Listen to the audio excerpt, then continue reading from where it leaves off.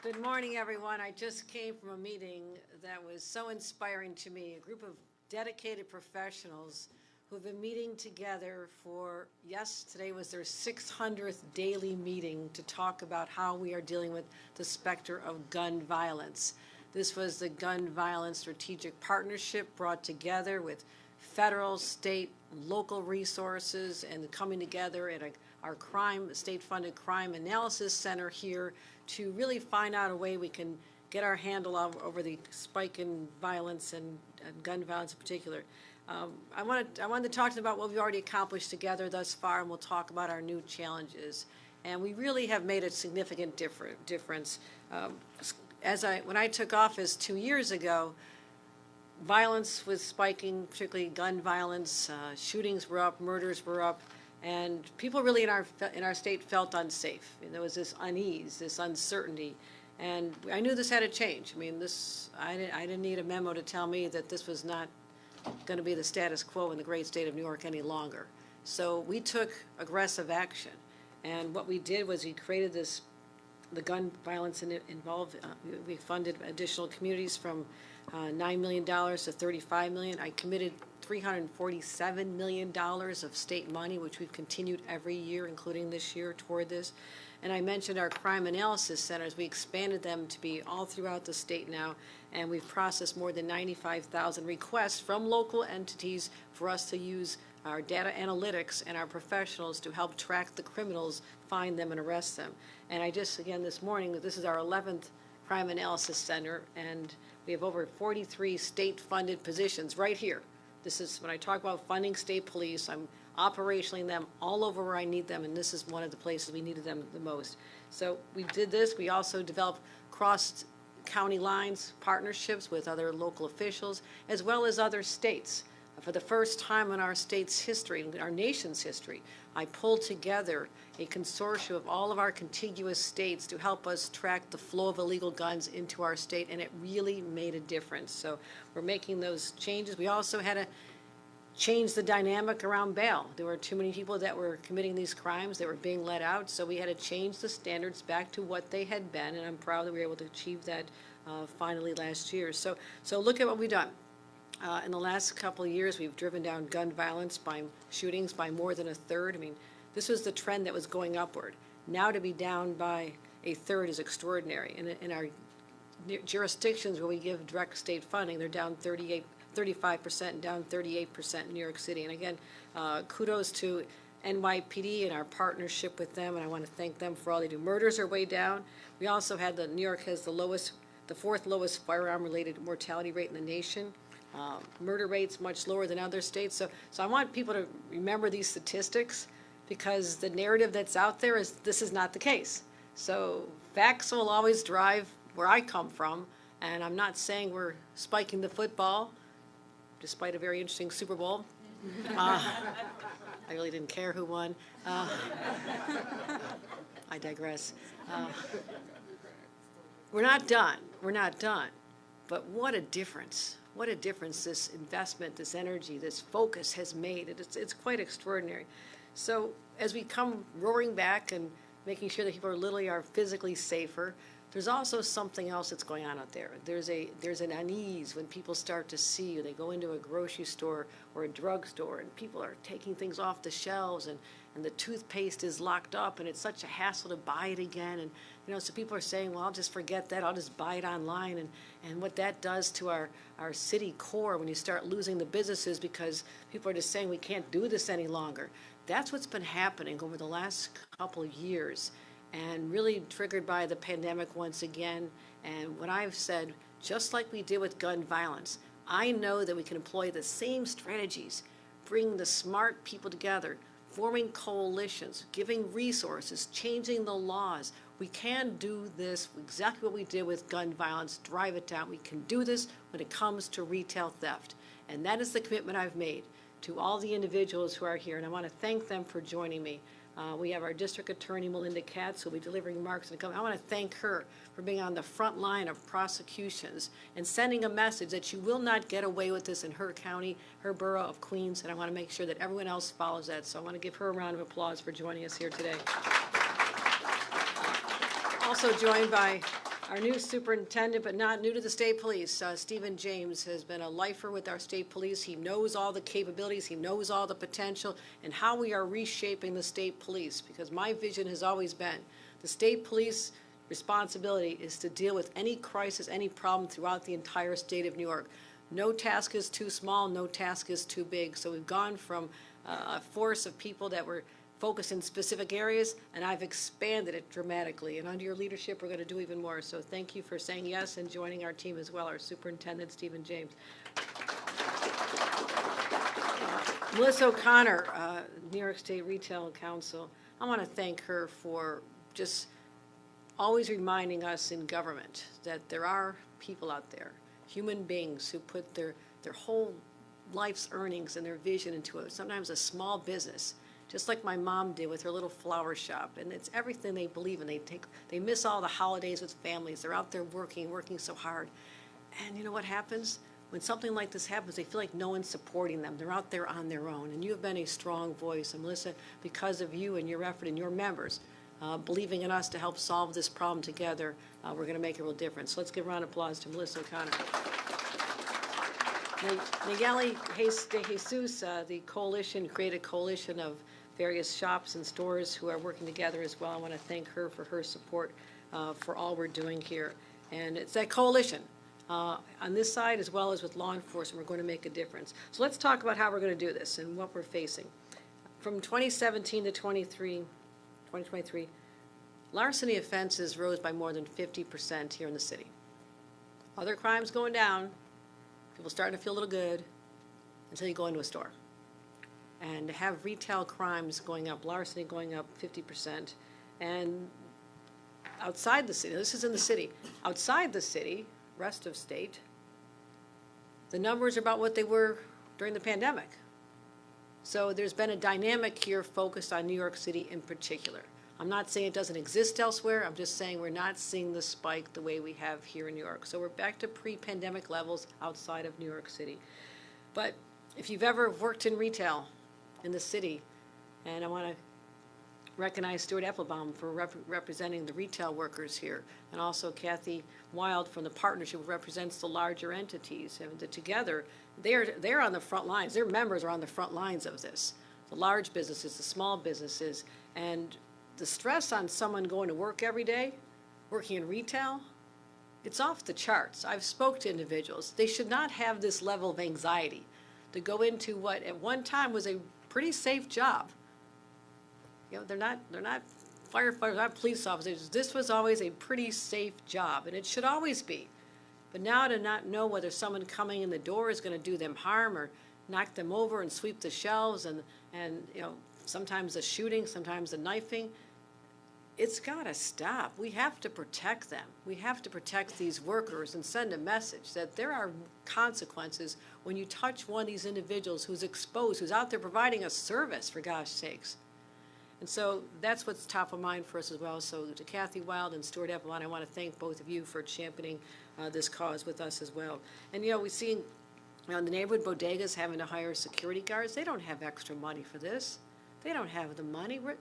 They're barely making it. You know, the cost of every product has gone up. They can't, you know, deal with inflation on top of having to put in security cameras and everything else. And so to recognize this, my budget also includes money for security for stores. If you don't have the resources, you can get a tax credit, take it off your taxes. It's a shame we have to do this, but I'm not going to leave them hanging. I'm not going to say you're on your own. You know, we're going to solve this together, and that should be a deterrent as well and help law enforcement be able to apprehend those who are doing it. So, again, we're not talking about you know a kid who makes a mistake one time. We're not criminalizing poverty here. We really are focused on what has become a sophisticated, organized retail operation. The smash and grab efforts. They go in and swipe everything off the shelves, and you know, oftentimes they're loading into a stolen vehicle, you know, compounding the crimes here. And so that's what our challenge has been. And they sell it online. And so there's the retailers, the online platforms also have a responsibility as well. And we're working with them and finding solutions to this as well. So as I mentioned how important retail is in our state, it's about 8% of our employment statewide. We have 370,000 jobs in retail here in the city of New York. I don't want those numbers to decline. I don't want people to say, I don't want to work in that job anymore. I don't want more shops to close down. People said, I'll just buy it online. It's safer. We don't want that dynamic at all, and we have to stop that. So it's also $45 billion in wages statewide, 70,000 retail businesses here in the great state of New York. These are the people we have to protect. They went through so much of this pandemic. They were shut down. They're barely hanging on as it is, and they come out of it thinking the sunny skies are back, the bright days are here, and all of a sudden there's this specter of crime at unprecedented levels. So we actually have made a decision here. I'm going to deploy what I saw in the next room. Those individuals have been laser focused on daily meetings and efforts to stop the spike in gun violence and say, I just challenge them to do this. I need you as our partners. You are the eyes and ears out there. You have the intelligence. You have the data. You can share that with law enforcement. Share it with our district attorneys. Help us solve this phenomenon with the same intensity that they brought to fighting gun violence, and we'll get the same results. I'm convinced of this. We will send that strong message. And again, I mentioned the bail laws have been changed. Repeat offenders can be held on bail. We have seen a dramatic decrease in repeat offenders, which is great. We're also prioritizing money. I said I'm putting money toward our state police, $25 million to have a specialized retail theft unit in the state police, $15 million for prosecutors and local law enforcement to go after them, $5 million for our efforts to help small businesses get security measures, as well as announcing that we're forming this joint task force, this joint operation of state and federal law enforcement, and also looking at legislation that makes it illegal to foster the sale of illegal goods. And as I said, and then we talked to the retail workers about this, increasing penalties for assault of retail workers. And I want to thank Senator Jessica Garcella-Spanton and Assemblymember Manny De Los Santos for sponsoring this legislation to protect our retail workers. Now, here's the story. We're coming after you. You're on notice. We've had enough. People deserve to be able to walk their streets, go to their shops, go in their stores safely, purchase their products, go back home without an incident. And our shop workers deserve to feel that they are protected once again and not say, I've had enough, I'm leaving. So that's our message. Federal, state, local, money, resources, analysis, data sharing, it's all starting right here and right now. I do need the support of the legislature to get some of our initiatives over the finish line. I'm going to call on everyone in this room to help us with that effort, to talk about what we need to do. And I know that we can make a difference. We just did. The proof is in the effort. It pays off. I'm proud of those statistics when it comes to shootings down, murders down, but I want to be able to stand here in the next year and say, yes, because of this intentional, concerted effort, creating partnerships, bringing money, people together, we also stop the scourge of retail theft in the city of New York, and I believe it can be done. So thank you very much.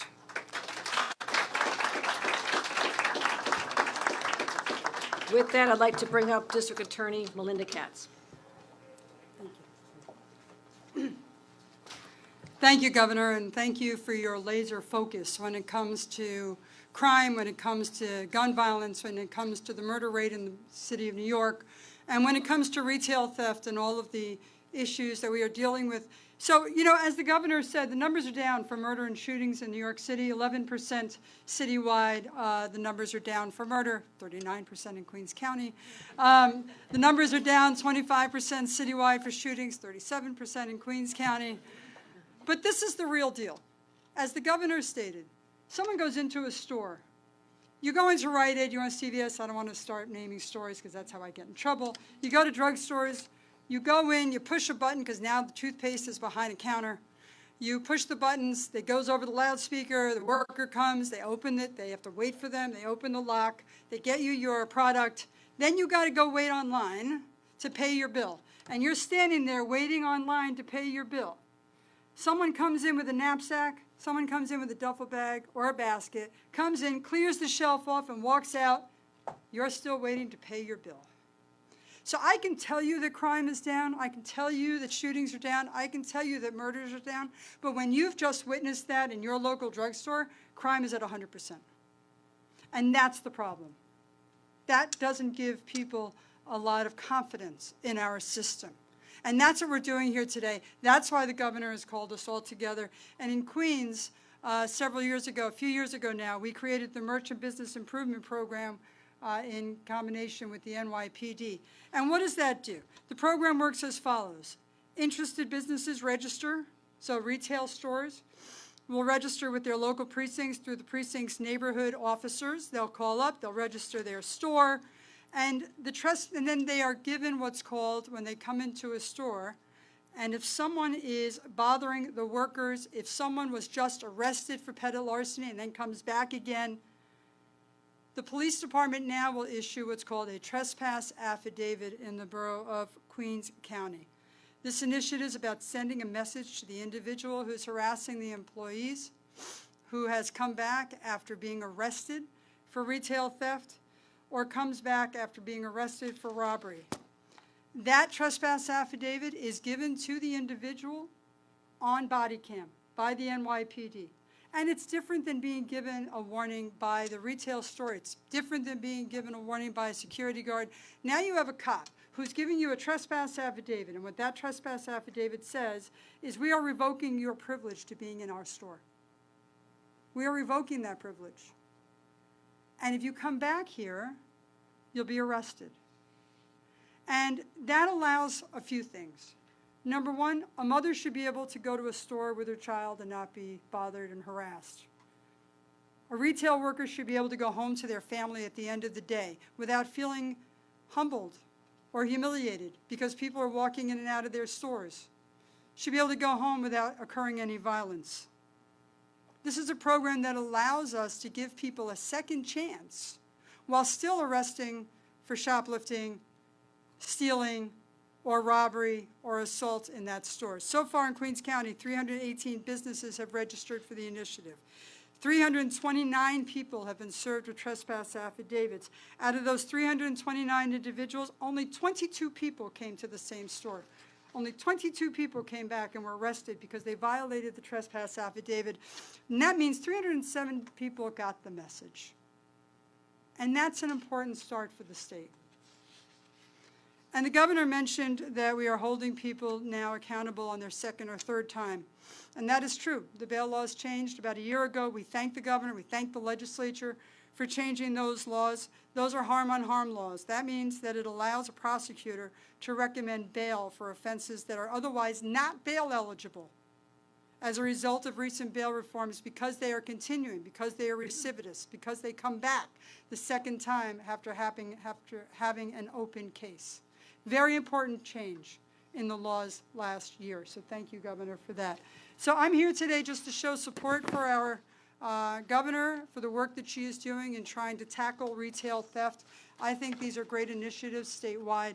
We need to make sure that we do more of it because the everyday crimes that people are witnessing in our stores, the everyday harassment or crimes that our retail workers are having upon them, it's not a way for us to move forward. It doesn't give confidence to our constituents, and we need to make sure that they know that we are on top of it. So thank you, Governor. Thank you. Oh. I can handle retail theft, but apparently not introductions. So next, I would like to introduce our Superintendent, Stephen James, to deliver remarks. Thank you, DA Katz. And thank you, Governor. I addressed our HIDA partners a short time ago. They're valued partners, years on end. We appreciate that. I think it's prudent for me just to reiterate my comments today.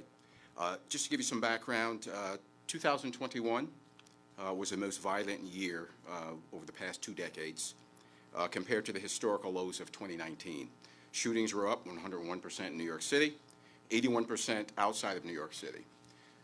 In October of 2021, one of the first actions that the governor had taken was to fund the New York State Police, or should I say the new New York State Police, GIU, which was a new reformulated unit, the Gun Investigative Unit.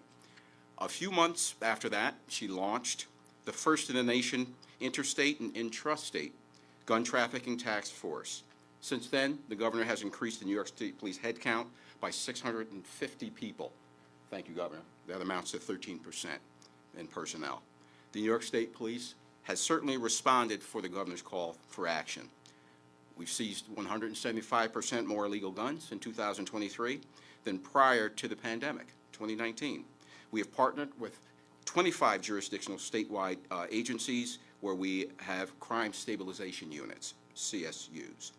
We've supported countless investigations, and going forward, we certainly will continue that endeavor. The governor's now counting and continuing to demand action from us, the New York State Police. And realistically, she is counting. She is looking for the results. We've answered that call, so in turn, we'll continue to work with our federal, state, and local law enforcement partners with regard to the joint operations. The joint operation is a facility and concept that's anchored in the NYSEC, the New York State Intelligence Center in Albany, New York. It currently leads the statewide efforts in reducing gun trafficking, gun crime, including interstate and intrastate gun task force. The NYSEC will make the intelligence on organized networks, we'll make that available, we'll share it on a statewide basis, and that's to all law enforcement agencies, partners, so that we can reap the same benefit. What I just want to say to you is the state police, we currently have the boots on the ground. We're thankful for the budget, and we will provide support to agencies with the resources that we have. As we fight the gun violence, the proof is in the results, as I indicated. As the new superintendent, I will measure and constantly assess the progress that we've made to ensure that the impact on the ground is what the governor is expected of our state police organization. Thank you. I'd like to introduce Melissa O'Connor, Retail.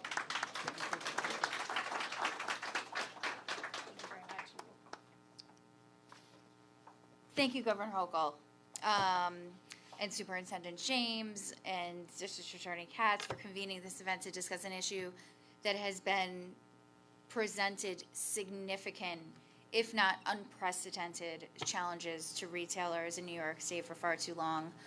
Our organization represents thousands of stores in every corner of the state, ranging from the smallest independent merchants to national and international brands.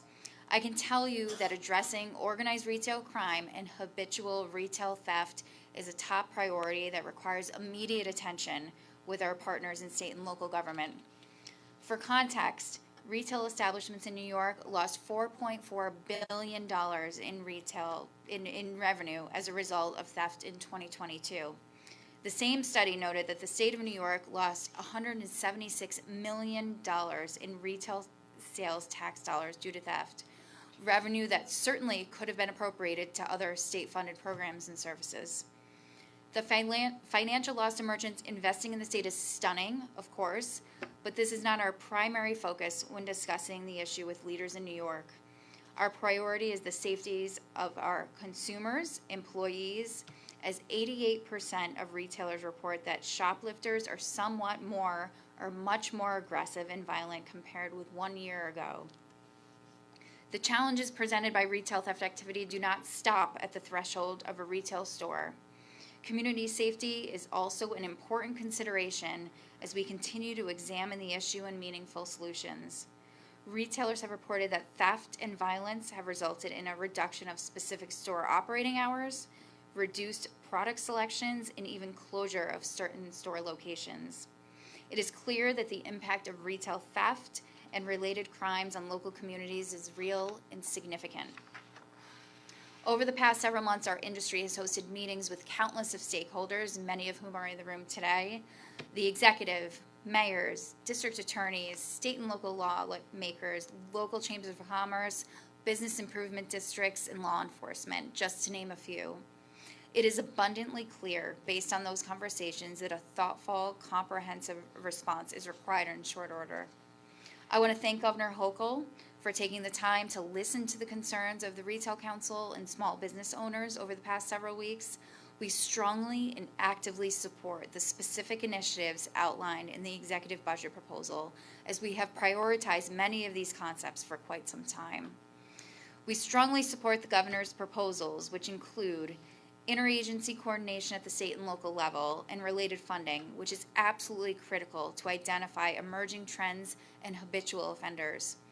dedicated prosecutors in district attorneys' offices for cases involving retail theft, along with funding for implementation.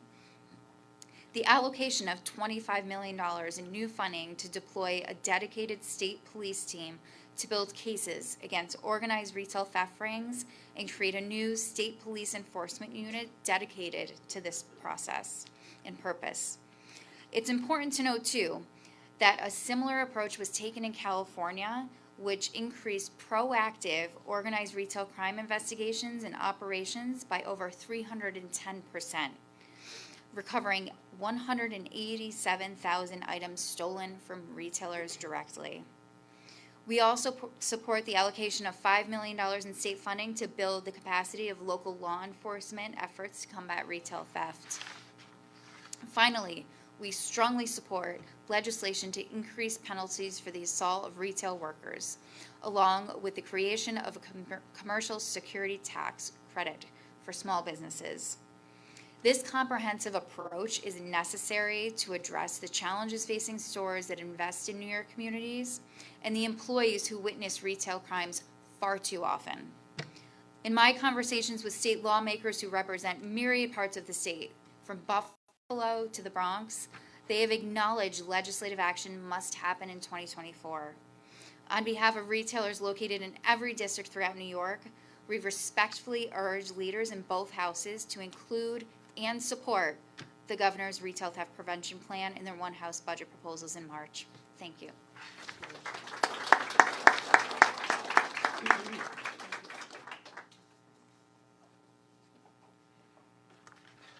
That's okay.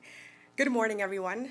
Thank you, Governor Hochul, for the opportunity to be part of this press conference today, discussing the incredibly important issue of retail theft, and we greatly appreciate your ongoing commitment to supporting retail store owners. My name is Nayeli De Jesus. I am an independent supermarket owner in the Bronx, as well as an executive member of the National Supermarket Association. The NSA is the founding member of the Collective Action to Protect Our Stores Coalition, better known as CAPS.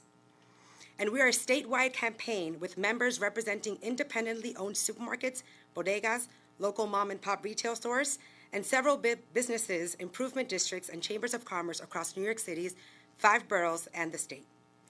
We are joined together by our shared fight against organized retail theft and its impact on our stores, our employees, and our communities. We thank Governor Hochul for prioritizing this issue with a well-thought-out 8-point plan, as well as Assembly Member Manny de los Santos and Senator Jessica Scarcella-Spantone for their ongoing support in Albany, pushing the CAPS agenda and advocating for our coalition members amongst their colleagues in the State Assembly and the Senate. Stores across New York State lost an estimated of $4.4 billion in revenue due to retail theft last year, and violence in these incidents has dramatically escalated. Since 2017, retail theft robberies, which escalated to violence or the threat of violence, have increased 125%. Additionally, these incidents are happening more and more frequently by the same individuals, with 30% of New York City retail thefts perpetrated by the same 386 offenders. In 2021, my family's stores saw this heightened retail theft firsthand. A shoplifter went to our location. We escorted him out of the store 4 times. The 5th time we asked him to leave the store, he threatened to come back with a gun. We sort of brushed it off. We didn't think that was possible. 5 minutes later, he showed up to our store with a rifle in a plastic bag, in a clear plastic bag, looking for the store manager, in this case my brother, because we're a family-operated store. And he started waving the gun to my employees, to the staff, to my manager. Thankfully, my brother was able to escape towards the end of the store with about 15 to 20 customers, and they locked themselves in a room, and the gunman left the store. This time, we just got lucky. This is an entirely untenable situation for our stores and the community. And this is why we are happy to support the governor's plan, which puts policies in place to target repeat and violent offenders, while also offering financial support through tax credits to small businesses, as well as dedicated resources to our state police and district attorneys. We believe these policies will make a profound difference in dealing with retail theft issues at our stores, and most importantly, protect our employees and our community members. We appreciate the governor listening to our coalition members who are battling this issue every single day.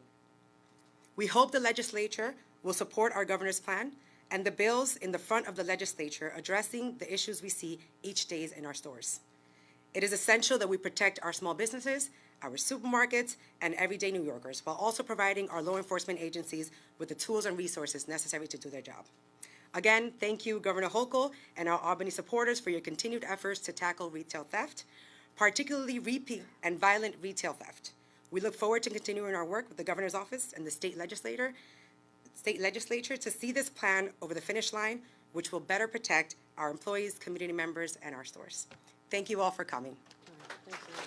Ladies and gentlemen, that concludes today's program. Thank you for attending, and please quietly make your way to the exit as there are meetings in progress nearby.